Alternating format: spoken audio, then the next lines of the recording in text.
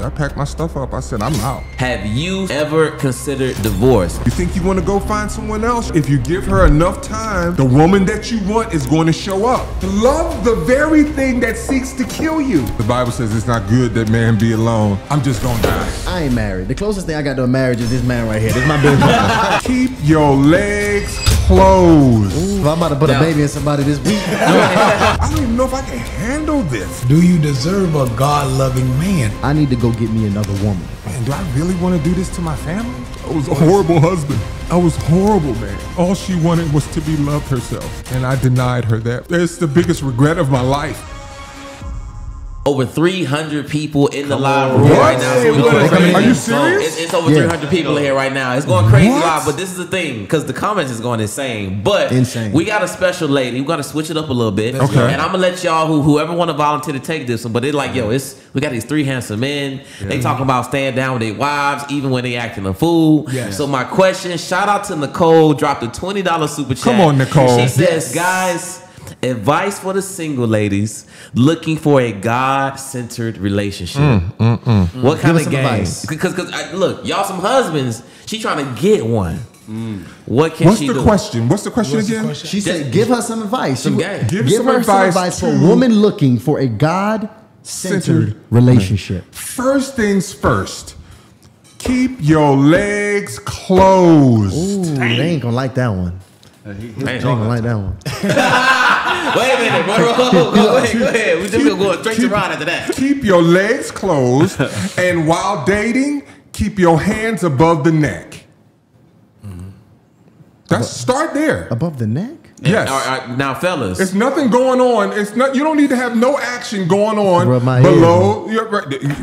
Hey, get down with them earlobes. I don't care what you do, but because see, this is the problem. We talked about this. As soon as you introduce sex, now you're a crackhead.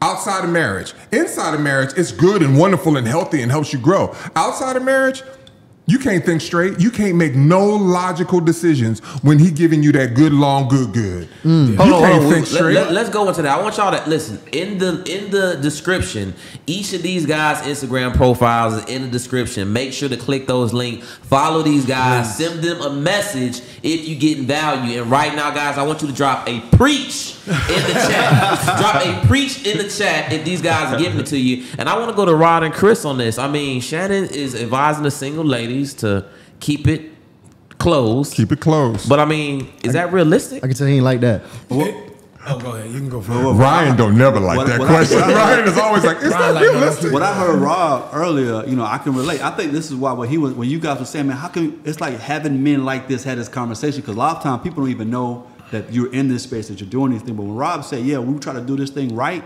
even when I was courting with my woman, we was like, let's practice abstinence. We did the same thing. Me and my wife did the same thing. It's like, oh, we trying to go for real?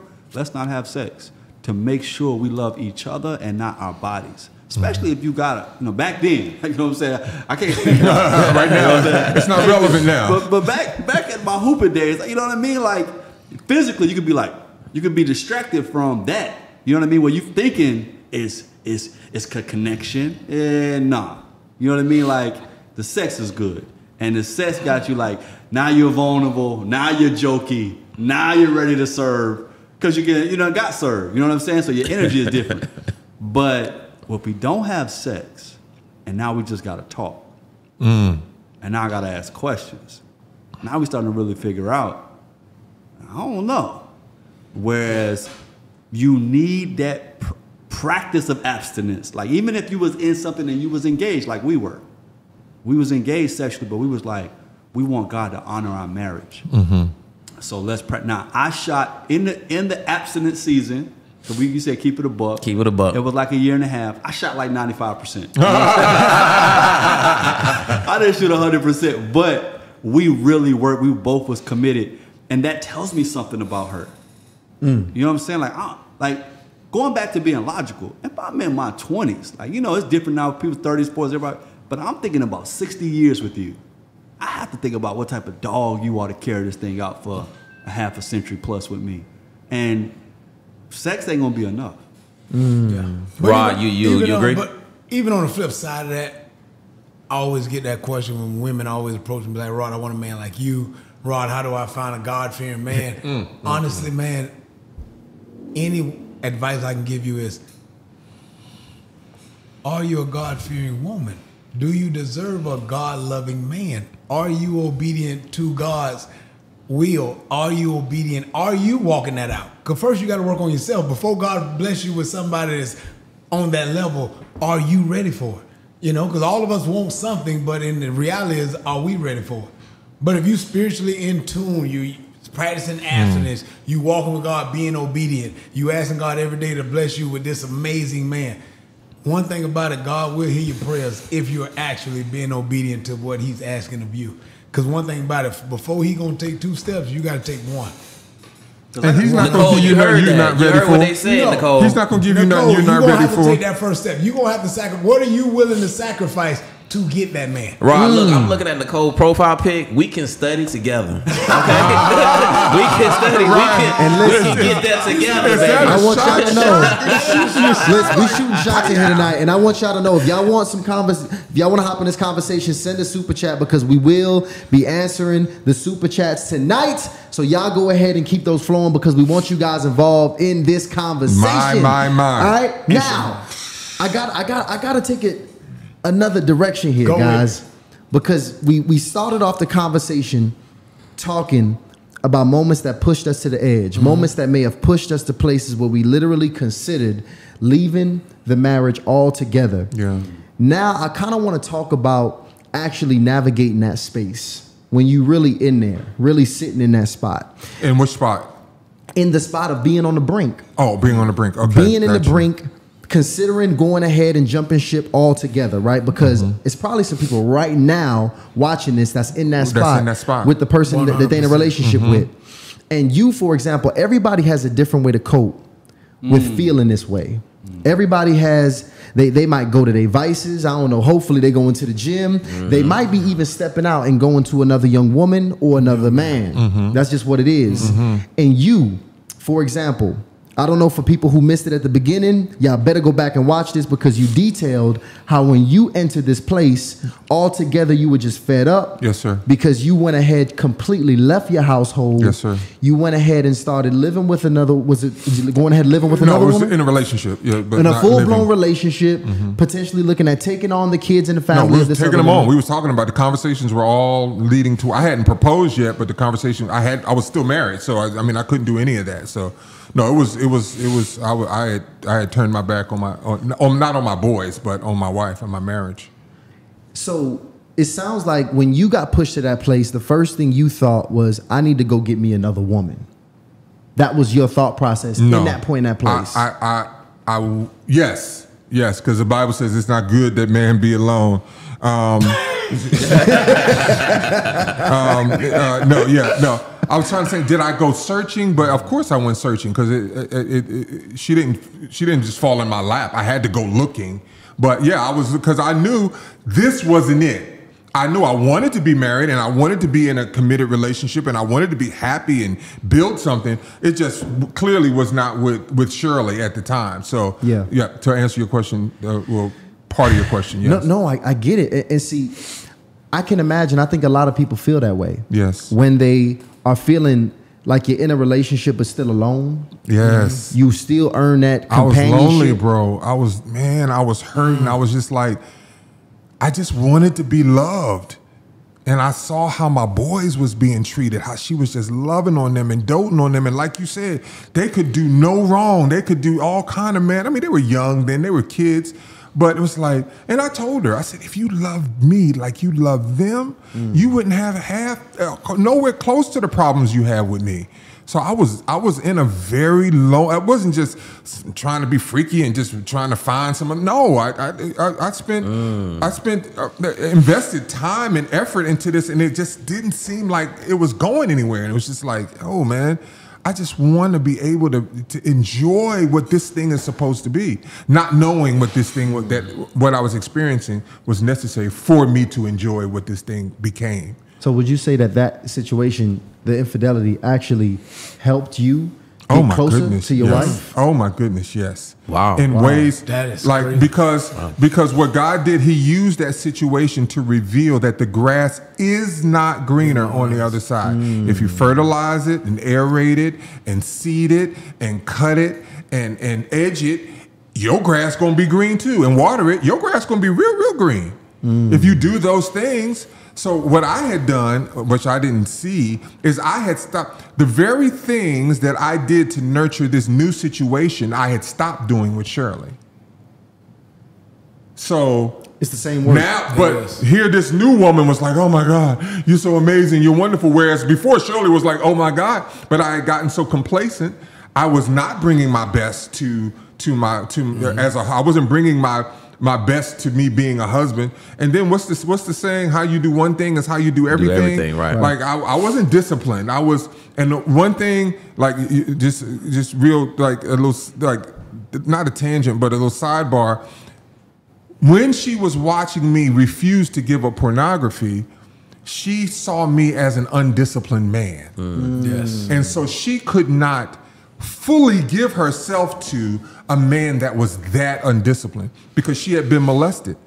And if the person that was molesting her didn't have the discipline to not do that to a little girl, then here now her husband is now doing things and she's like, "Stop doing that." And I'm like, "No, I was just abusing her over and over and over again." So she was bound to withdraw from me. It was just a matter of not if she was going to, but when she was. And so I began to learn things.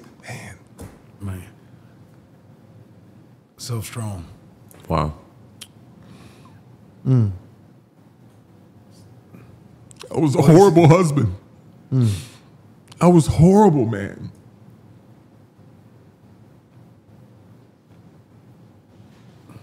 And all she wanted was to be loved herself.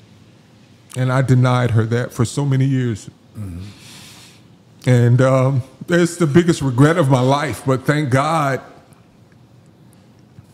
that, time does not heal all wounds, but it heals all scars. We gave ourselves the time. And once we gave ourselves that time, now it's the song we playing in the house is when you drop it like it's hot, drop it like it's hot. Like she's giving herself to me in ways now that I'm like, whoa, I don't even know if I can handle this. Wow. Because she's now loving me in a way. And I tell men this all the time. You think you want to leave. You think you want to go find someone else. You think the grass is greener on the other side. But if you give her enough time, the woman that you want is going to show up. But you better be ready for her. You better be ready for her. And what I found was I was not ready for Shirley when she showed up as the woman that I wanted. So I had to get my game together quick. And by God's grace, man, we've come to this point where now we can help other couples. Yes. And that's so amazing because you hear Shannon talk and the testimony is what we all need. And at the end of the day, the testimony do not come without trials and tribulations. It's not going to happen. The testimony is only real when you go through something. And we have to be willing, men and women, to go through the fire, to keep falling and keep failing, but our faith can't will. We cannot let our faith be tested. You got to always keep the faith, man. But God, it's a process, man. We have to go through the process of understanding God is preparing us for something greater.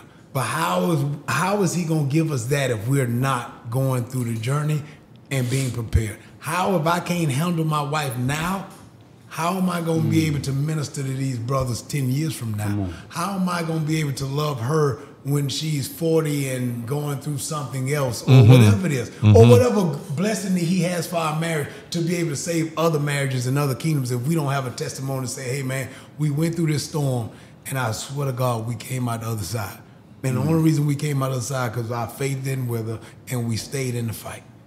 My wife hated me, but I stayed. I did not leave. My wife, hopefully she can say the same thing. My husband was a horrible husband. He was not empathetic. He didn't have no compassion, but I never gave up on him. And at some point in time, I spoke to the king that I wanted him to be and not to the fool he was at that moment. And the king he became. And the king he became. Did you find yourself at that point in time, when you was at that place, did you find yourself also kind of veering off, you know, whether that was, you know, in other relationships or your thoughts going off into other women or just even other habits that you weren't proud of at that point in time? I can say mine probably was my pride set in to where my heart got cold, to where at the end of the day, I didn't want to put the effort in because I felt like she wasn't being accountable for the part she played in this. So why am I going to keep stepping out, getting my head chopped off if you're not willing to step out on this ledge with me?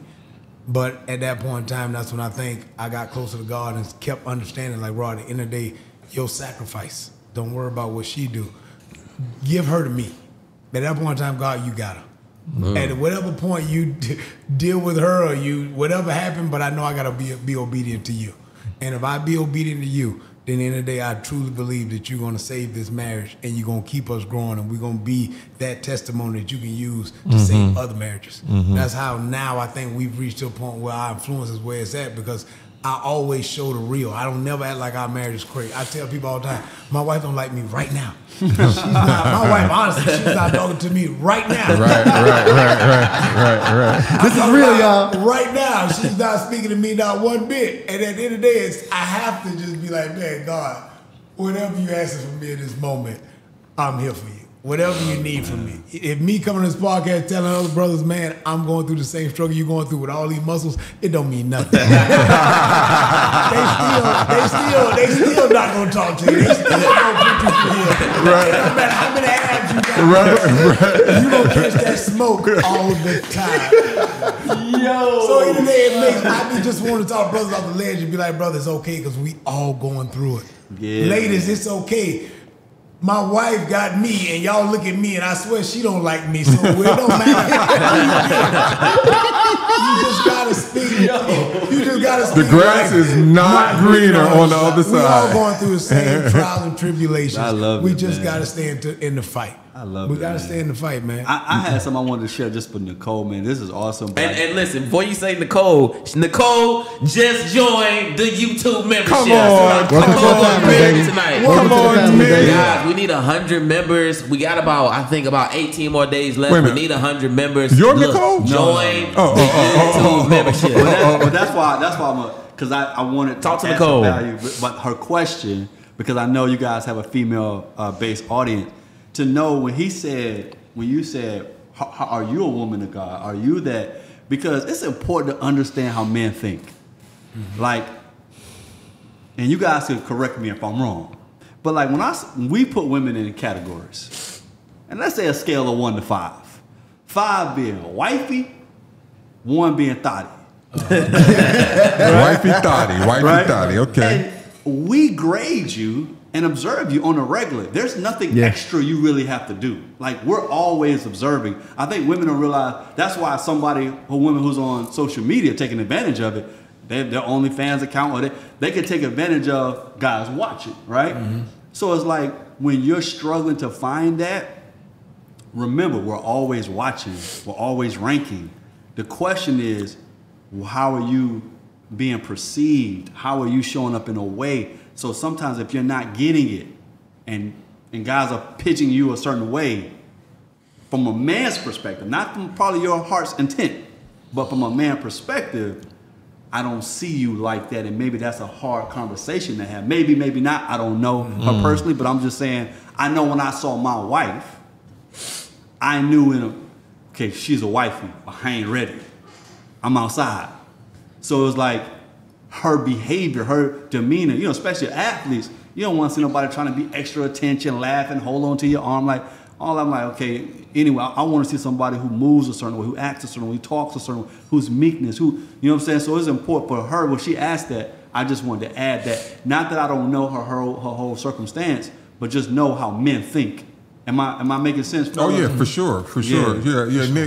Nick's got to be able to understand just where she fits in the grand scheme of things as it relates to manhood, as it relates to dealing with manhood, right? And there's a certain kind of approach that if you're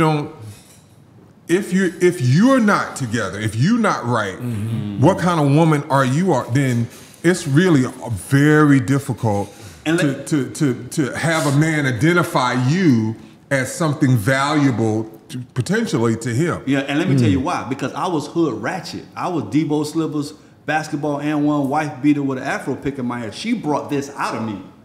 A good woman would actually bring that godly version of you. She actually brought it out of me because I couldn't keep her. I couldn't stay with her. I couldn't grow with being him. I had to be the best version of me to even, you know what I'm saying? So that's why I share that. First of all, I want to say, big shout out to Lala Bradford in the chat. What it do? Lala dropped in the chat. What's up, Lala? And we got something crazy. We got Larry Love Jr. 82. Okay, so the fellas is checking in. Okay, all right, Larry Larry Love. dropped a $25 super chat. Come on, man. He says, I hate going through the storm with a woman. I'm single and 41 with no kids. I get married women approaching me, which makes me scared to get married. I get it. So he gets women who are already actively engaged in a committed relationship or a marriage. So that's making him a little bit apprehensive. I mean, what would you guys say to that? He's 41 with no kids, and he seems to be looking. What's that first part of what he said, though? You said he hates going through the storm with women. Going through the storm.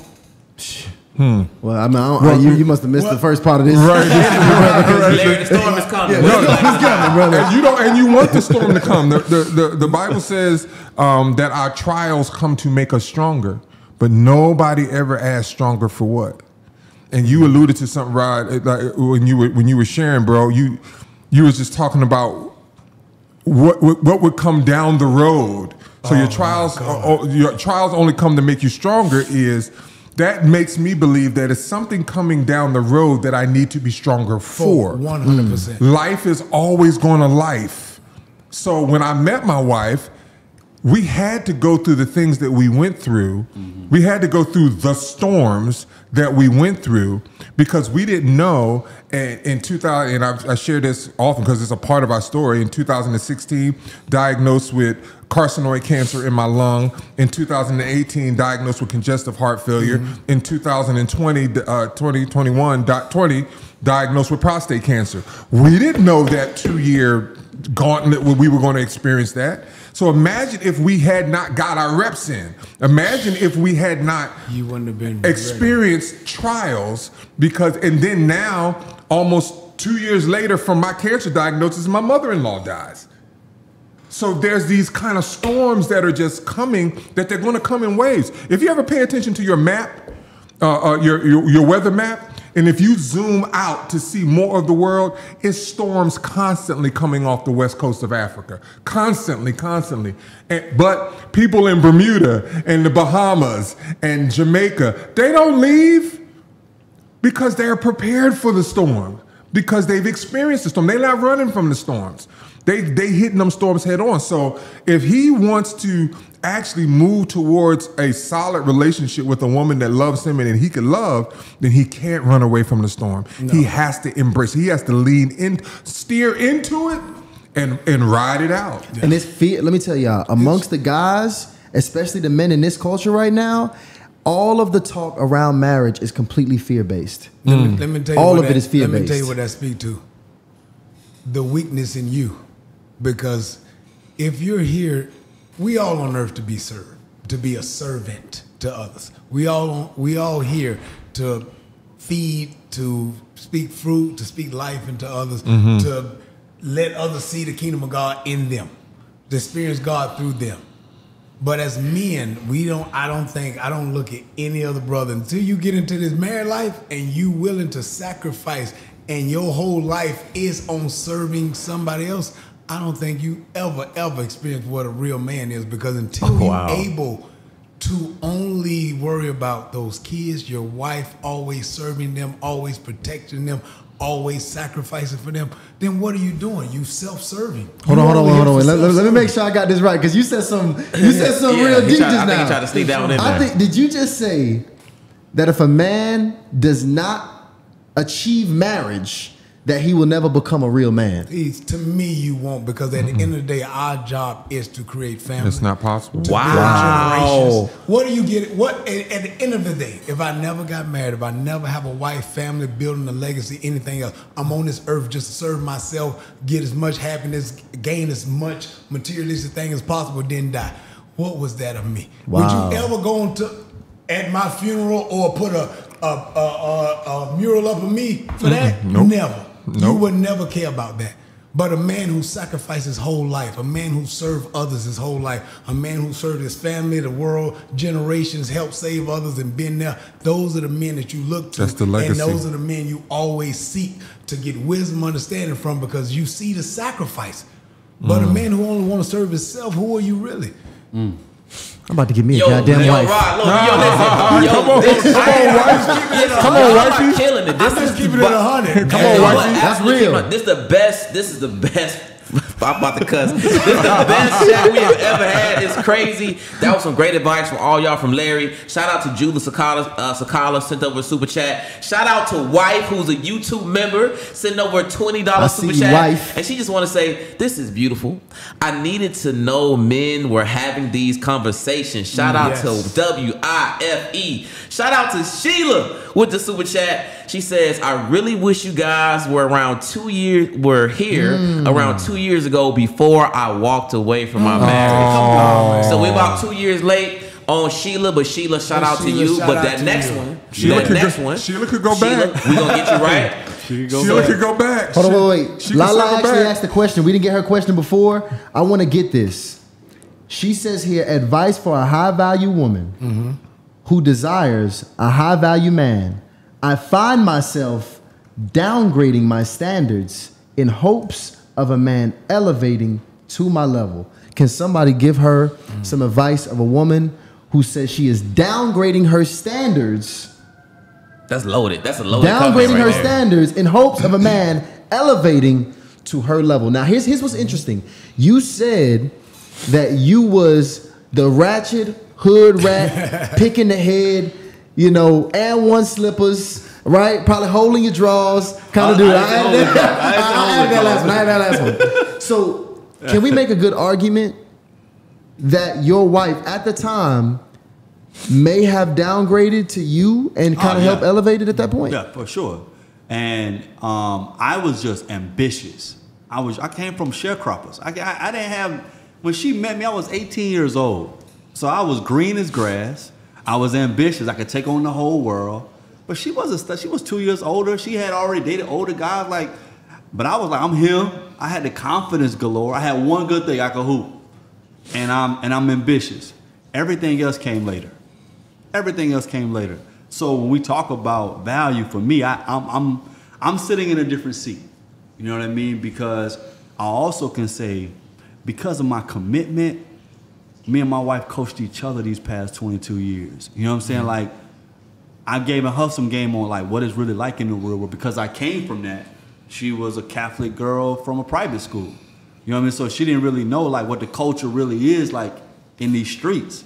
And I'm like, I'll give you some game on that. She's like, well, let me show you how to write a proper email.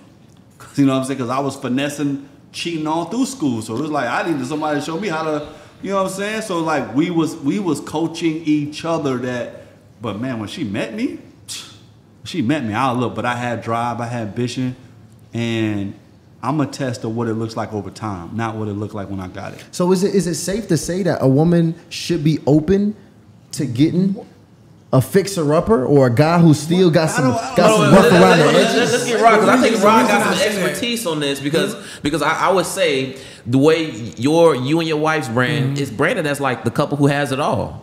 So I would imagine that, I mean, when people see that, I'm not saying you gotta get reactions to that. When people see that. No, 100%, man, my wife is blessed, 100%. But I truly believe that the values gotta line up. What does he stand for? What do you stand for? What's your foundation built on? Is it sand or is it concrete? Do you see a committed man? Do you see a faithful man? Do you see somebody who will love outside of himself?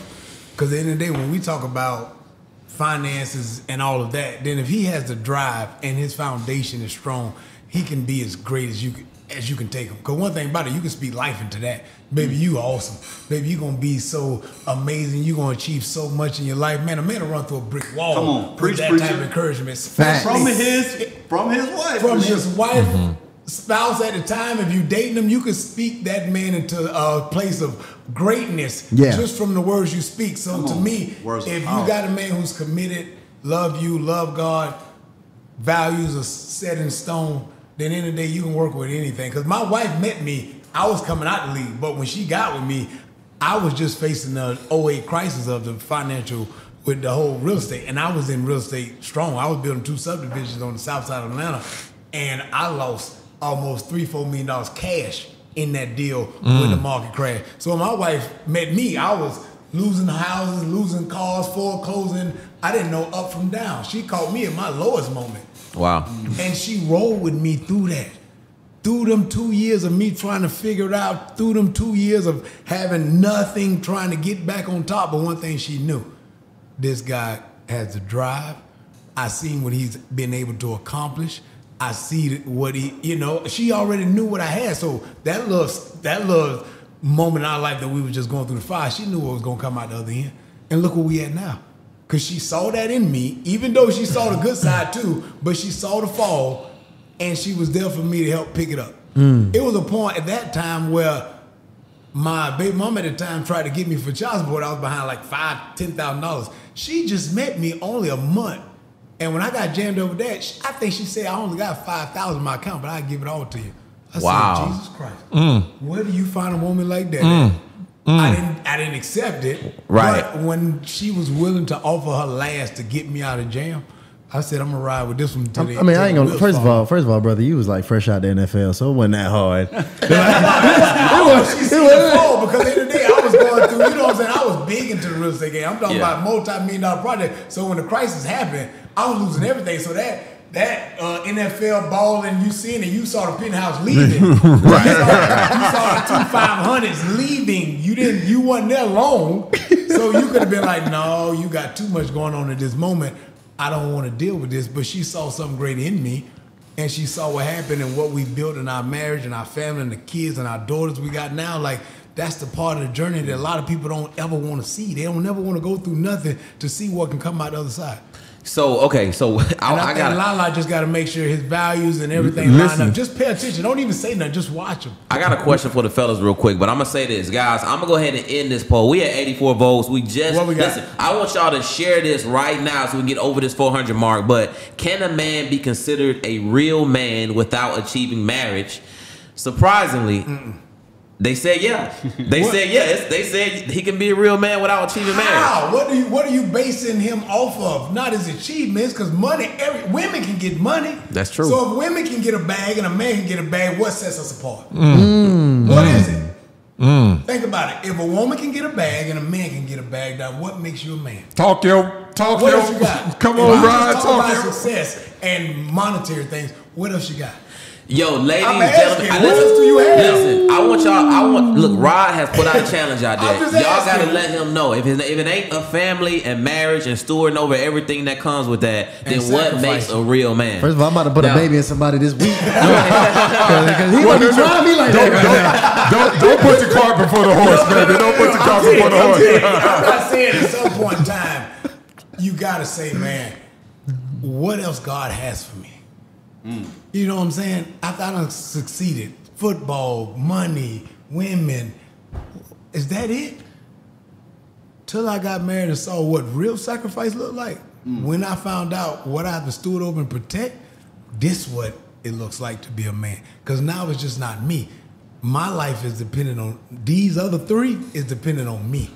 That's strong. And see, I agree with that, Rod. And I think so. The audience is saying, granddaddy is the one you looked up to. Great granddaddy, who's still with great grandma, and now y'all got generation going to grandma's house. That's the one you looked up to. In reality, you looked up to great granddad like, man, I know. You the man. You real. Because what they're saying is character. But I'm on the same page with you though, because you can't really test a man's true character until you put other people that he's responsible for. Yeah. So I'm on the same page. But it was one thing that you mentioned. You mentioned that it was this key moment where your wife offered you the $5,000 and you like, hey, this is the type of woman I'm gonna continue to pursue, and whatever she needs, I'm gonna be able to be there for her. 100%.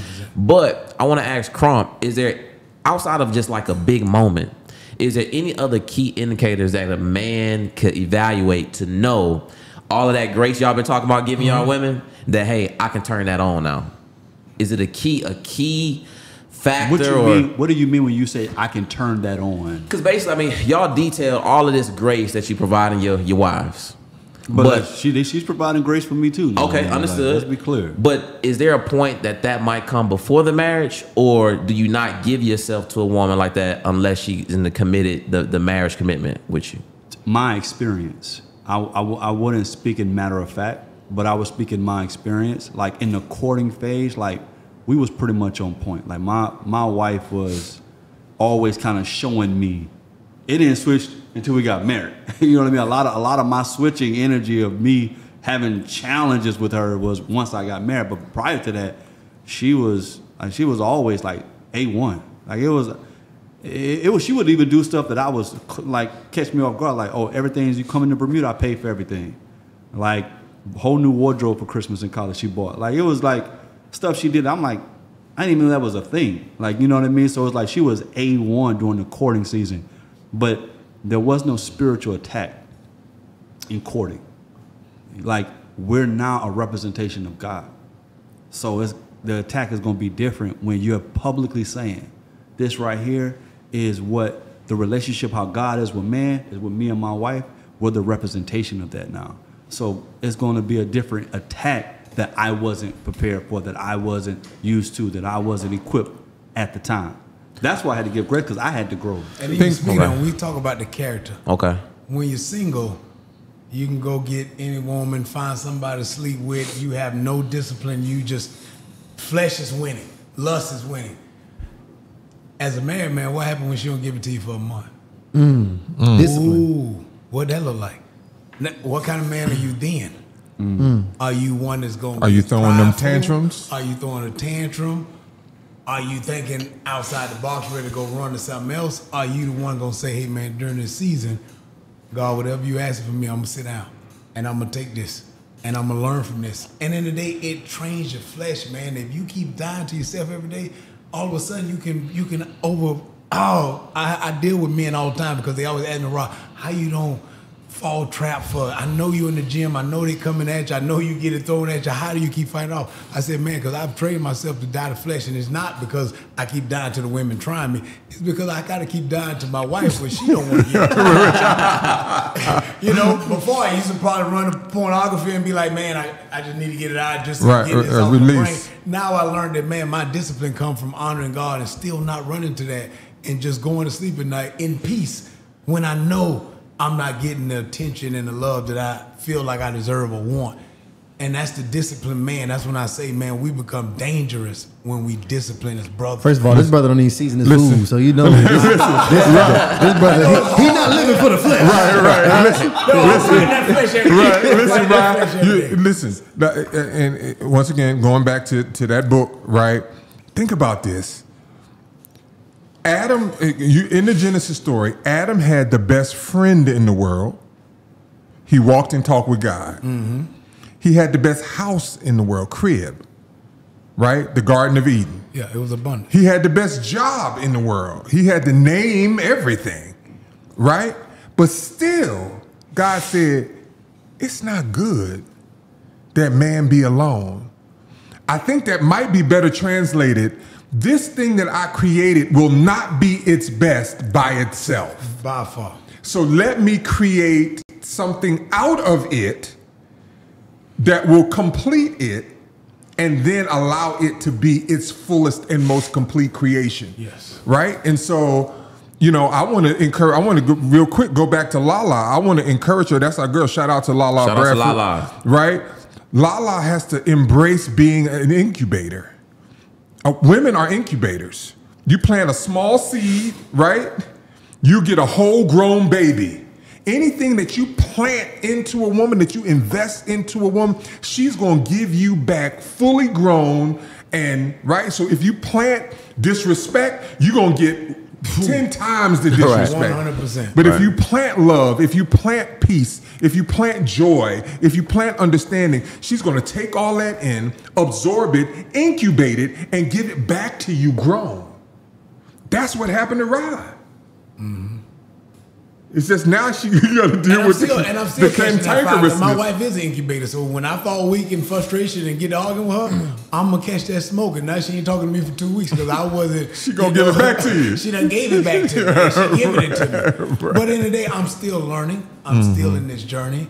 I'm still seeking wisdom, and I'm still trying to go. And I'm just telling brothers, just stay encouraged, man, because in the day, it's a long road. Ladies, stay encouraged. Man, praise God. He might be that sorry man that you married, but it's your sorry man. Right. You know, speak life to him, man. Right. Speak to that. I wanna go into this. I want to transition a bit too, because especially for that young lady who says she's 2 years behind, just missed this part. She wasn't subscribed to Hardly Initiated. She was and what right happened was she ended up experiencing a divorce. Now, I understand where you brothers stand on divorce. And by the way, are you on your second marriage?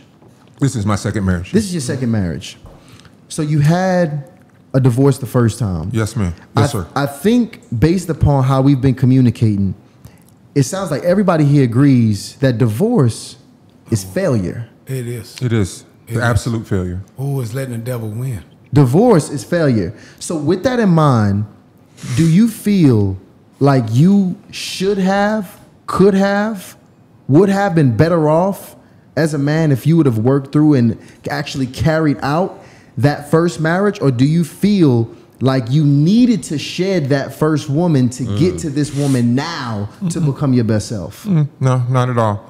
I think that both women were wonderful, amazing women. You know, crazy in their own rights, but wonderful, amazing. They're humans. And so all I got was just a second opportunity to become the same man that I am right now. Yes. I just was given a second opportunity. I was going to, if I settled in, if she didn't feel as hurt and betrayed as she did, because I couldn't really point, there was no cheating in my first marriage. There was I couldn't even tell you why we ended. Yeah. I just know I felt like I was a failure. I felt like I was failing as a husband. And as a result of that failure, I shut down. I withdrew. And I shut down and withdrew. She didn't do the thing that Rob was talking about. She didn't then pour and give me that. She was just like, hey, but this was her second marriage. I was her second marriage. Oh. And so she was like, hey, I'm seeing this and I'm done. And she didn't have the kind of encouragement from her family that would have allowed us to. Well, we had opportunity. I asked, can we work this out? I was being stationed in Germany, and she was stationed with her ex-husband in Germany and loved it. I was like, would you come with me and let's try to figure this out? And she was like, no, I'm done. We only lived in the same house for 3 months. Man, did she initiate the divorce? Yes, she did. Wow. I was served while I was in Germany. Wow. It broke me, absolutely broke me. And you feel like that was your fault. You take responsibility for that. Complete.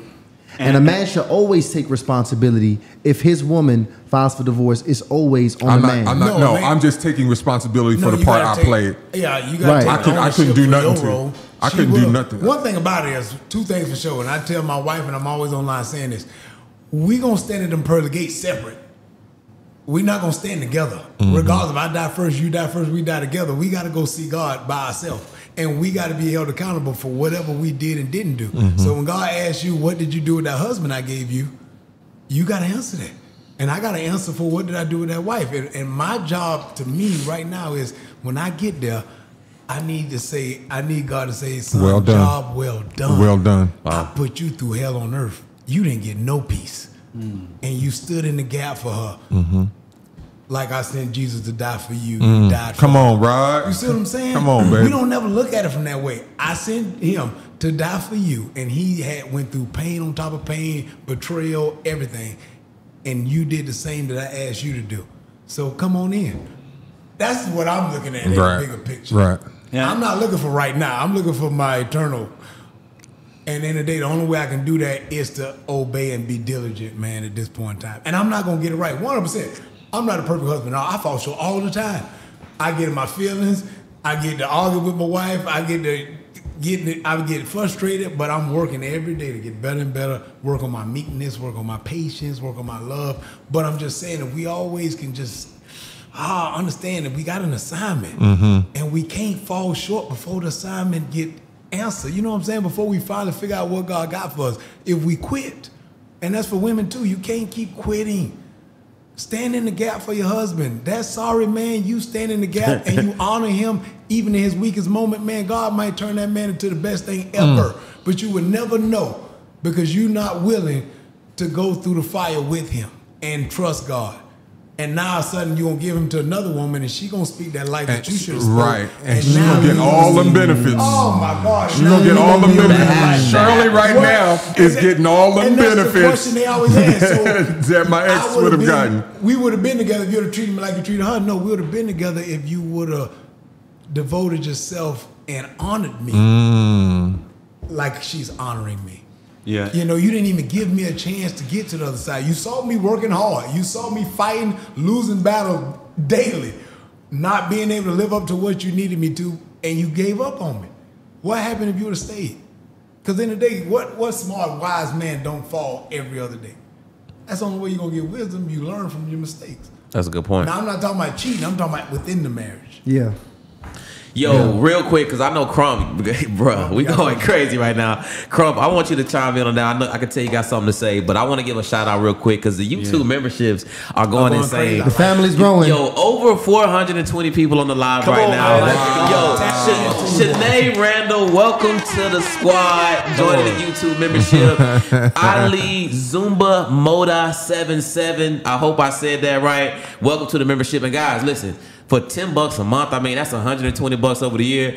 First of all, everybody need to be dropping the collection right plate. here. Everybody needs to be dropping the collection plate because that's nothing. Because I know for a fact we getting a lot more than $10 a month worth of game in just this episode. 100%. And I'll be real, man. Y'all like, because I know I want to get married and I want a family, but now I want to aspire to get married. Yes. And because I realize I'm not, y'all got an elite club going on. Yeah. It's 100%. And I most certainly want to become my full best self, best man. So and I want y'all got me. And I want you to come in this fight. I want you to join the boys club because you're going to come in this fight. All right. It's not going to be You need all this smoke. You need every last bit of it. That even through it, and you can see me and my wife on social media like, man, that look good. I love their marriage. I love that. But you still know that we going through the fight. The only thing we doing different from a lot of people, we not giving up.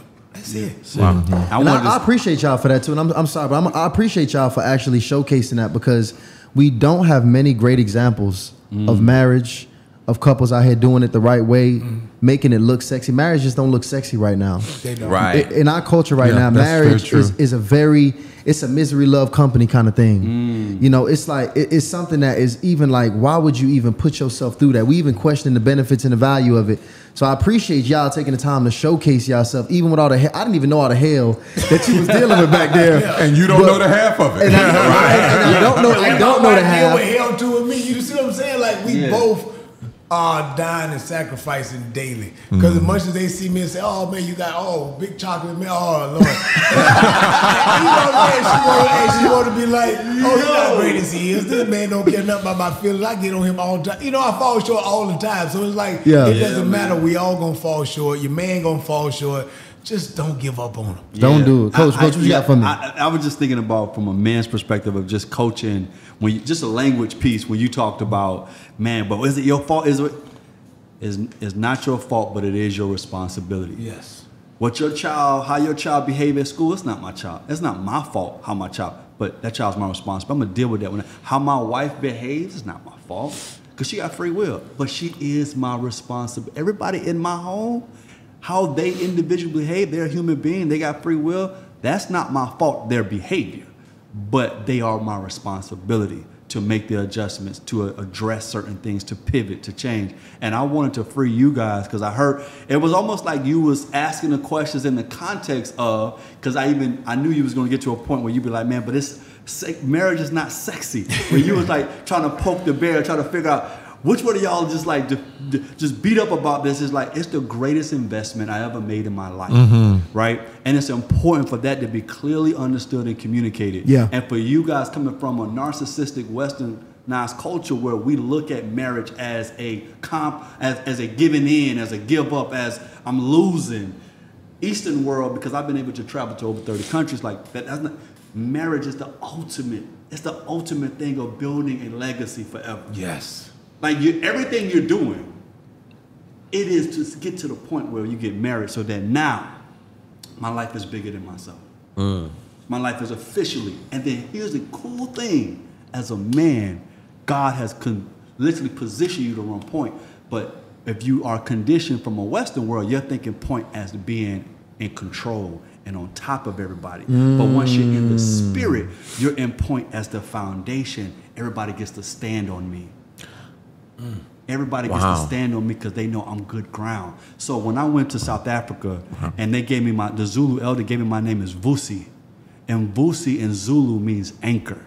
So the Zulu elder would say, Chris, you know, he's listened to me. He was like, you're going to be like an anchor for a ship where everybody's on the boat having a good time. All on the seas of life, not realizing the only reason that they all stable, the only reason why they all able to party, the only reason why they all able to engage, because there's an anchor deep down underneath the ocean, and God has commissioned and called us to be the anchors in for the our cold home. depths, Come on. dark, lonely. So when I say my South African name, Vusi, I don't say Vusi, I say Vusi, because that means I'm anchoring my home. And that, to me, I'm not going to get credit. I'm not going to get an award. I'm not going to get a certificate. I'm not going to get verified. But my home, my wife and kids, they get to stand on a firm foundation, and they're going to be straight for generations because I ain't going nowhere. And it's never going to be a right one. Let's go ahead and clear this out. It's never going to be the right woman, right man. It's all a choice. Two strangers can be from two totally different worlds. Y'all can come together and choose to love each other, care for each other, and honor each other, and y'all marriage or relationship can be amazing. Come on, Rod. Rod. It don't matter because Rod, come on, Rod. It's a better one, though. No, it's not. It's a better one. That better one might not choose to love you the right way. She might on paper look good. She might be beautiful outside, but she still might not be. She might not choose to love you like you need to be loved. She might not choose to honor you like you need to be honored. So it don't matter who you choose, man. You can make it work. Me and you can be friends and we ain't never met a day in our life. And we choose to say, man, I'm going to rock with you. We going to ride for each other. No, Rod. I get what you're saying, but we got to throw some context on the back of that thing right there. Okay, what context? Got to be some context. Give it to me. Because I get it's going to be inherent challenges regardless of who I choose. But I still do think there's a better person to choose. And here's why I say that. In many ways, I ain't married. The closest thing I got to a marriage is this man right here. This is my business partner. This is the closest thing I got to a marriage. We done been in we done owned 2 businesses together, been in 3 businesses together. Yeah. We done been through a lot of stuff. And we done been through a lot of shit, a lot of storm, you know, a lot of ego fighting, a lot of battling. Yeah. And they even coach you when it comes to choosing a partnership, a business partnership. There's certain qualities you want to look for. No, 100%. The values and foundation got to be solid in the woman. But I'm just saying. But you never gonna meet the perfect. Perfect, right? That's why I want to get. So hold on. This brings me into a good conversation. Go ahead. Especially for my single ladies in here. I think they're gonna appreciate this one here. Go ahead. For the brothers here who have been through the trenches and who understand some of the things that you're gonna go through, what are some of the mandatory values me and Ryan should be considering when we are considering this woman to take this and walk through this damn fire with, and I can't get a divorce because y'all saying the divorce is quitting, and I gotta stay through all the way. You gotta stay. And the values, which values should I be looking for in this woman to be stuck with? Pick me. Please. Pick me. Please. Let me tell you. Give it to him. When I asked Shirley to marry me, you know, she hadn't had children. She was way lighter and had that, you know, she still has an hourglass shape, but it was less of it, right? Beautiful woman. So that couldn't have been my motivation. What I said was that she would be, what I identified was she would be an amazing mother, and that if I was sick, she'd wipe my ass if I needed it. And when I was sick, all 4 major times, the 3 I mentioned, and then the open heart surgery before that. Wow. And I'm standing at the sink and don't have energy to clean myself. Had just gotten out the ICU. And she's sudsing up them washcloths and getting the lotion and cutting my nails and we was at odds then. We was in the fire then. Come on. And she still showed Wow. Right? So then remember I talked about 2016, we out the fire. We removed from the fire, 10 years removed from the fire, and I'm sick again. And she's right there beside me. She's there every step of the way. She is rock solid. I remember the 2 times she had to hear that I had cancer and watching her break. And he'll tell you, Shirley's not a breaker. But I watched her break, I watched her gather herself, and then I watched her show up in ways that I never could have. It's like these people that's like, I'm never going to, like, if you're of the culture, it's like, I'm never going to get married. Then who gets to sit beside you and to comfort you when your mother is laid in front of the church, like my mother-in-law was just recently? For me to be beside her was everything. Show up in the gap. Not a friend being beside her. It was a bunch of friends. Not her children being beside her. They were sitting right there. But her husband was there. And he was rock solid. And she could stand in that most vulnerable place. Because the thing I feared most for Shirley in her life, her something happened to her 2 boys. I thought she'd be all right. But something happened to her mother. And to watch her grieve with such grace and class, and that she wasn't falling all over the place. She hadn't been. Not saying she's grieving, she's going through it, but she's doing it with a grace because she feels completely and supported by her husband. And Tashawn, I think that's a big thing. I think that what he's saying when it comes to loyalty is so important, because at the end of the day, my wife might not talk to me. My wife might not say I'm the right man for her. My wife might not say, I don't know how I'm going to make it through this marriage. I ain't got nothing else for you. I 100% in my heart of heart believe my wife will show up for me at all costs. Wow. Regardless. She going to talk and say whatever, but her actions always going to show me that she's here. She never, ever has wavered from that. Her mouth has told me other things. But her actions has always shown me that at the end of the day, Rod, I got you. And that's what it is. I think that's one of the qualities you got to find. Somebody you feel like you can really turn a house into a home. If you can see her do that, I mean, you give her a house, and without you doing anything else, you know that woman can build your home. You know that woman can multiply your family, and you can see it in her without you doing anything, then I think you got the right one. But if you just saying a good time, some sex and all that, you in trouble, because that ain't going to be the same. But if you can look at her and say, man, if I give her this house, she'll turn that into a home. You got yourself something. Outside of the basic, I want to say this part. Outside of the basic faith, I'll just give you some practical examples what my girlfriend did that let me say I'm marrying her and I'm never leaving her. One, we was out dinner, and we was in Bermuda, and I was at a fancy restaurant, and it's very expensive. And we got ready for the bill, and she slid $200 worth of cash, and she kneed me underneath the table and put it in my hand, and just turned and just had the conversation with the other couples, and it was like, when it's time to pay for the bill, I paid for it, but I didn't have $1 to my name. But she made sure that she understood a man needs to be respected in public when you take me out. She's so she could have been like, I got the money. Oh no, I'm paying the bill. But she was like, my man is here, and this is his first time being in my friends. It's first time being in my neighborhood. And we didn't have a conversation. I didn't prep her. I didn't say. She just was like, let me go ahead. You take care of it. That's some game, ladies. That's some game. And I know both of y'all done met women like that. I know y'all wasn't ready for them, but I know at some point in time, like, you done met a woman or dealt with a woman, you're like, that was a good woman. Yeah, she might ain't do it for me, but in your heart, you knew she was a good woman. And then the other story so that was the start, and I finished with this other story that said, I'm never leaving her. I was in North Carolina. I was trying out for the USA Select team to go overseas on a European tour. I made the team, but I was broke. I was a college kid. I was a senior in college. I ain't had no money. I went on NIL deals 20 years ago. So I call her aunt. She said, Chris, we're going through a marriage issue. You cannot come to our house right now. And they literally end up getting divorced. So I'm like, I'm stuck. I made the team. I can't pay for the hotel. It's like, my mom and daddy, they can't give me $100. So I call her in Bermuda.